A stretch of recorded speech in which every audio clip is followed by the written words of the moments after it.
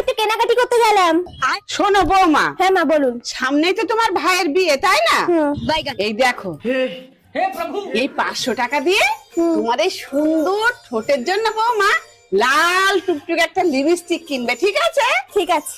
আর শোনো, এই 500 টাকা দিয়ে তোমার এই নরম এই যে তুলতুলে হাত দুটোর জন্য না সুন্দর দেখে চুড়ি কিনবে, ঠিক?